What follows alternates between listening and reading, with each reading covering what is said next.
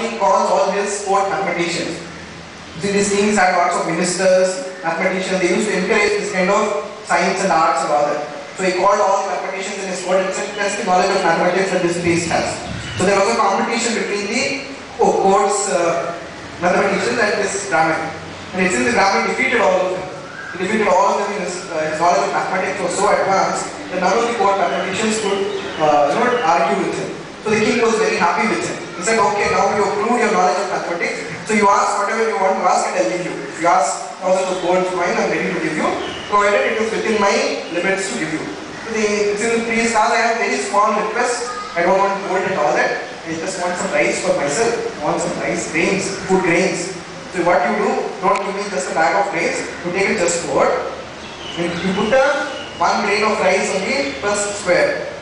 2 grains of rice on the second square, 4 grains of rice on the third square, 8 on the fourth, 16, 32, 64, so on and so forth, go on like that and fill up the whole chessboard. And that much amount of rice you give me. So I think the king laughed at it. So what kind of request was this? You could have asked for 1 lakh gold coins, you could have asked for 1 million gold coins. Why are you asking for food grains just to fill up a chessboard? He said, no, that is all I want, you fill it up and give it to me.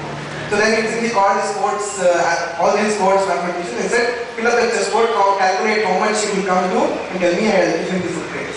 So the courts mathematicians started calculating. Again, there is a knowledge of progressions involved here. 2 plus 2 square plus 2 cube plus 2 to the power of 4, so on it goes up to, how many squares in the chessboard? 64. So it goes on up to 2 to the power of 64. That comes to what? There is a formula for it. That comes to 2 to the power of n minus 1. That will be 2 to the power of 64 minus 1. That much amount of food grains the king has to give. So what is this 2 to the power of 64? When you calculate, you have to calculate it. What does 2 to the power of 64 come to? What is the number? It's an infinite, indeterminate number. You cannot calculate that.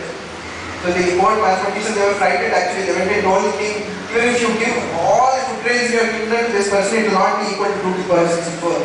Even if you empty all your granaries in the kingdom and give it to him, still it won't be equal to 2 to the power of 64. It's an indeterminate number. It's almost an infinite number. You cannot calculate that number. So he says, then the king accepts. He says, okay, you are very clever. I have accepted that. Please ask something better than this. I will give you whatever you want.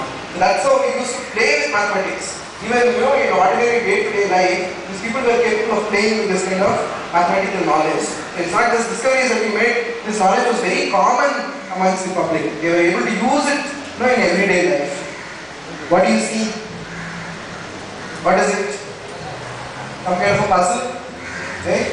You see 4 pearls in the 4 corners of the screen. They say that in one of the mythological stories, there is a description of Indra's heaven. What about Indra? Indra, Agni, Mitra, all these gods. So similarly, Indra is the god of, king of all these gods. And he rules over heaven. There is a city called Amravati, they say, and he rules over this Amravati. And it seems in this Amravati, in his sabha, in his palace, there is a room where there are 4 diamonds or 4 pearls placed like this. I mean, what is the speciality of this room? That the reflection of one of the diamonds, there are lots of mirrors in between. Lots of mirrors have been placed in the room at different points. And it seems from any one mirror, you can see all the 4 diamonds. That is, the diamonds will be reflected in the mirrors in such a way that you can see from any one mirror, you can see all the other diamonds. And the room gets fully lighted up because of the reflections. So they tried to arrive at a mathematical model for this puzzle.